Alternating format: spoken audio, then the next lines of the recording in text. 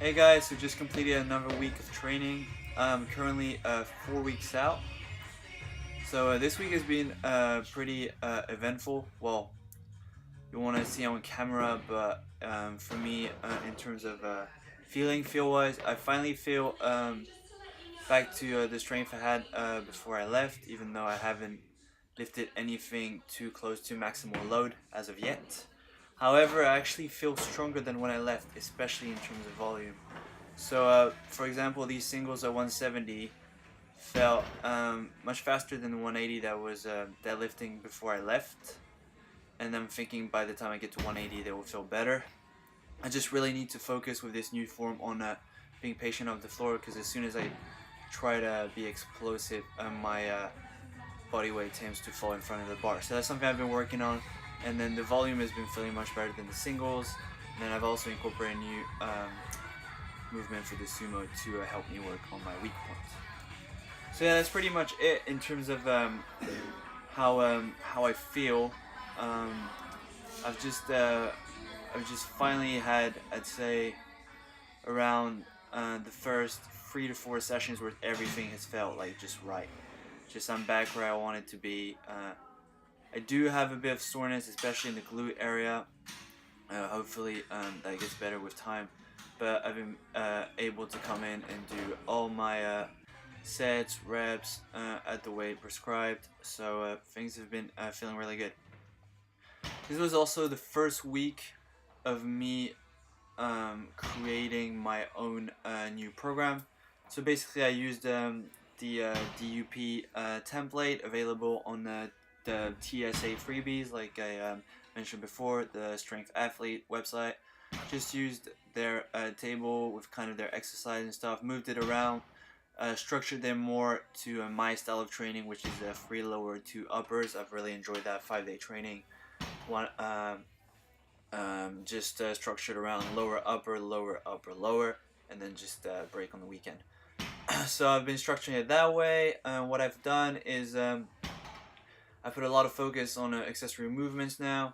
So there's less volume in terms of compound movements, and as soon as variations are included, they're all for kind of the hypertrophy kind of rep range, more like bodybuilding style, 3 sets of 12, and they're brutal, but I think they'll pay off. So I'm gonna be continuing with that.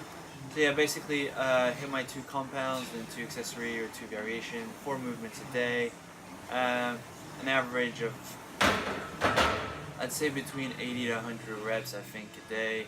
I haven't calculated the volume of the poundage as of yet, but I'm increasing the weight on the bar in every single movement every single week, so obviously the poundage is going up regardless of if reps and sets are modified. That's been feeling awesome.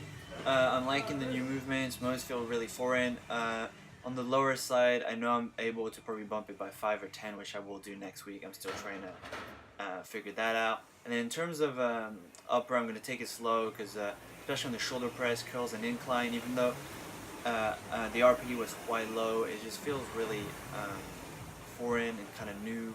So my form might be off a little bit. I might be wasting a bit of energy and slacking power wise, so I'll take it by the smallest increment, so 2.5 each week, and then kind of see where I take it. So obviously, only 4 weeks until I do competition, so um, won't be sure how far I can take it. So the plan is basically to transition back to the same program right after my competition, and kind of reset the numbers based on if I have new maxes, if any, or just kind of restart from there fresh after the competition, and kind of use the exact same structure for my off season. The only difference being on the single work. For the peaking plan, the way the singles work is I start at 80% and I work up to openers, and then as soon as I work up to openers on a single at 1 week out, I attempt my plan opener for triple. If I get that weight for triple, that'll be my opener, and then I attempt my second plan second attempt for a single plus, hoping to get a double. If I get it for a double, it'd be my second attempt. If I get it for a single, it'd be my third attempt. This kind of based again on like kind of like guidelines and rules that people have mentioned. How a triple is a good opener, a double would probably be a good second, and a very very hard single, almost up to RP10 would be a good third attempt. So kind of 100%. So kind of a 90, 95, 100% in terms of attempts. So, but basically, because I've been off and I've been feeling a little bit weaker, I thought it'd be good to kind of structure it that way. And I think that's how I'm gonna be doing it for my next competition. Whenever I do some more after this one, because obviously I haven't done one yet. I will just, depending on how many weeks out I am, I'll start at 80% on the single work. All the rest will stay the same as the off season. And then I'll just bump it up. I average by 2.5, generally 2.5 for the bench, and then 5 kilo increments from the squat and the deadlift, all the way to my opener. So, for example, here I started 145 on squat, 140 this week, 145 next week, and 150 would be the final, because that's my plan opener. And then the week after, I'll take it for a triple and kind of see where I am. So yeah, that's pretty much the goal. I think I think that will work really well to kind of know where I am. I'll see if I'm able to do that for 3 reps on each of them. It should be a comfortable opener on the day. In terms of body weight, I weighed myself yesterday morning, 66.6, but I've been fluctuating, I'd say, in the mid 66 to the mid 67, so about a kilo. So I'm still kind of a kilo and a half away in terms of body weight. The closest I get is generally like 500, 600 grams away, but that's like weighing after many hours of not eating or drinking. So obviously a morning body weight is more between the 66.5 to up to 67.5, but generally I tend to be in the 67, like 67 to 67.3.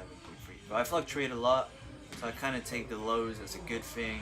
I'm keeping track of it. I'm still debating what I'm gonna do. Should I reduce macros? So I just walk in competition, go in the 74s as extremely light 74, and then kind of go on a slow gaining phase after again. I don't know. I'm still really debating. That's always the problem with me. I just always change my mind. Drop to 66. I'm almost there, but I like food, so I don't want to drop between 3,100 calories, which seems ridiculous because that's so much food. I should even question it and drop it a little bit just to make 66 easily, but. You know, I mean, to each their own, and that's just how I am. I really like food, so I don't like cutting. I've cut for a while now. Hasn't affected my energy at all, but obviously because I'm still about 3,000 calories. But yeah, that's something I'll just have to figure out. So yeah, the other thing I want to discuss is this problem here. I faced a problem when I did my volume deadlifts. They went good. I did my 2 sets of 6 at 155, but the platform is completely fucked. It's the weight bounces off to the side every time it bounces, so I have to reset the weight, and that wastes a lot of energy, and it raises to the RP to unnecessary levels, like 155. I don't know. I guess without the removing, I would have said both sets would be RP 7 to 8, and they went up to like 9, if not 9.5, unfortunately, just because of me resetting. So I'll take it up to 116 next week, but I've moved my filming angle. I posted on Instagram. I moved my filming angle for deadlift, and I basically re-angle it from the bench press. So basically I have a new angle for bench as well. I'm a little further out so you see the bench better, and the deadlift angle. You're going to see them in a bit, and I'll just discuss what I think about them. In terms of squat, I thought I might as well just leave it at the same spot, and kind of not have to move the tripod. Just leave it at the same spot for deadlift, squat, and bench. Squat and bench in the power rack, and then just deadlift from the floor at the end of the gym. But unfortunately, we're only able to bench in the power rack and not in the half racks with the platforms. So it's a little long to wait to be able to squat in the power rack. So I'm going to stick to this half rack that I've always squatted in with this angle that you're watching now. So basically the final angles are going to be this angle that you see now for the squat. I'm going to stick with this one for a while. It allows me to see if I hit depth, especially on the low bar, because I face the mirror but look down. So this is going to be the final angle for the squat, at least for now. We'll see. I always end up changing when something happens, like now. But I decided for the squat to stick to this. So deadlifts, yeah, this is going to be the last time right here that you see this angle on this platform. It's actually the last time I filmed deadlifts from this angle this week. So I'm going to keep the same movements, obviously, but I'll be deadlifting basically on my left you can see another deadlift platform, and then the power rack, and then left to that is where I'll be deadlifting on the floor, because the floor is not crooked and I won't take a chance or a risk to destroy my feet on the sumo, that is. So yeah, that's pretty much it. I'm just trying to stay safe, so that's the reason why I moved to deadlift. I don't want to crush my feet. I've seen it happen to people. It's very unfortunate. It's not their fault, but I just don't want to take the risk for myself. So yeah, that's pretty much it for in terms of angle. So as you can see here, the bench, the new angle is much further. You can see my full body. You can see the bar really good. I actually like this new angle. And I've been able to tell with this new angle that my arch is actually starting to look a bit like an arch. Like, I'm actually able to kind of raise my body and get my body tight, so I'm happy about that. Still a lot of work to do on squat, bench, deadlift. It's a never-ending journey, but I always take the new positive whatnot. So yeah. So just to go in a little bit more detail, of course, I'll kind of cover the topic next video in terms of exactly how my program is. I'm still structuring it. Basically, I've told you, is just the peaking is going to be exactly the same as the off season.